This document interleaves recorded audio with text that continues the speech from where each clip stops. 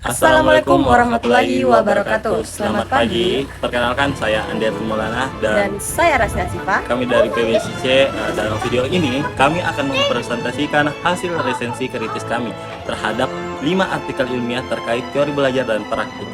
Kami akan membandingkan kelebihan, kekurangan, dan relevansi dari teori behavioristik, kognitivisme, konstruktivisme, dan humanistisme. Dalam konteks pendidikan saat ini, mari kita mulai. Nah, betul sekali teman-teman. Nah, kelima artikel yang kami analisis memiliki persamaan utama. Nah, semuanya itu menggunakan metode studi literatur. Nah, ini berarti mereka sangat kuat dalam memberikan dasar teori dan konsep yang komprehensif. Namun, kelemahan bersama yang kami temukan ialah kurangnya data empiris dan penelitian di lapangan. Nah, akibatnya, klaim efektivitas masing-masing teori lebih bersifat konseptual dan perlu dibuktikan lebih lanjut dengan studi yang lebih aplikatif. Selanjutnya kita akan membahas tentang teori behavioristik. Dua artikel kami membahas behavioristik karena teori ini sangat efektif untuk membentuk kebiasaan dan disiplin dasar, terutama di tingkat sekolah dasar melalui sistem reward dan punishment. Namun kekuatannya juga menjadi kelemahannya. Mengapa? Karena teori ini dinilai terlalu mekanistik dan kurang memperhatikan aspek kognitif, kreativitas, serta motivasi internal siswa. Nah, yang kedua ada teori kognitivisme.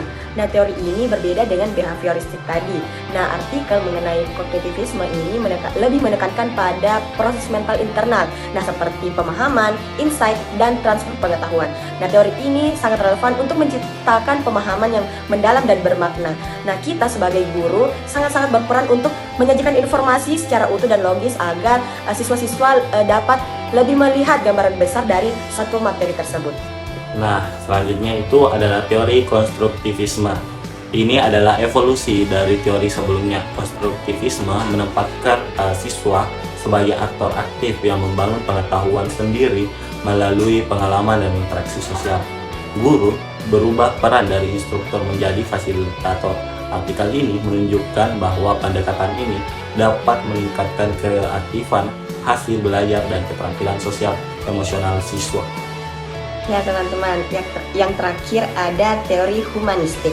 Nah, teori ini lebih melengkapi pada teori-teori lainnya. Nah, teori ini berfokus pada kebutuhan dasar dan perkembangan psikologi siswa. Nah, teori ini ingin menciptakan lingkungan belajar yang aman dan nyaman untuk mendorong aktualisasi diri. Nah, relevansi teori ini sangat kuat di era sekarang yang semakin memperhatikan kesehatan mental dan kesejahteraan peserta didik. Sintesis dari teman penting dalam menyatukan semua teori, yakni dari analisis komparatif ini kami menemukan beberapa poin kunci. Yang pertama, itu tidak ada teori yang sempurna. Setiap teori memiliki konteks dan tujuan pembelajaran sendiri. Behavioristik untuk disiplin, kognitif untuk pemahaman, sedangkan konstruktivis untuk keterlibatan aktif, dan yang terakhir humanistik untuk kesejahteraan.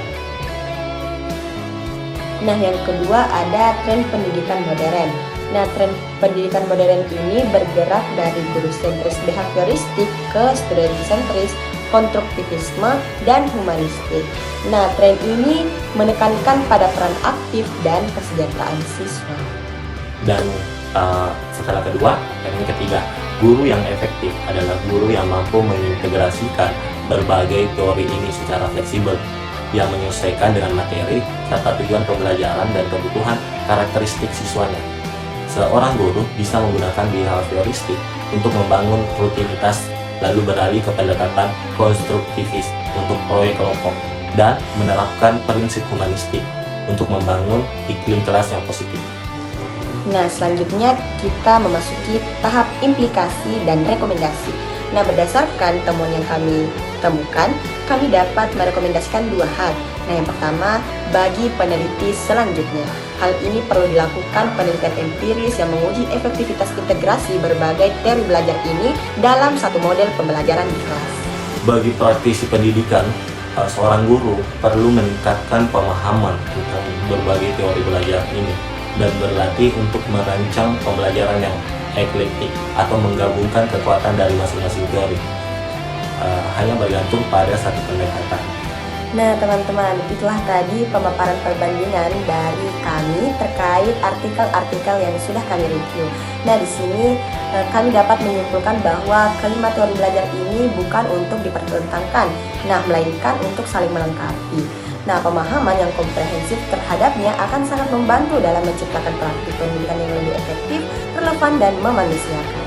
Nah mungkin itu saja yang dapat kami sampaikan. Lebih dan kurangnya mohon dimaafkan. Wassalamualaikum warahmatullahi wabarakatuh.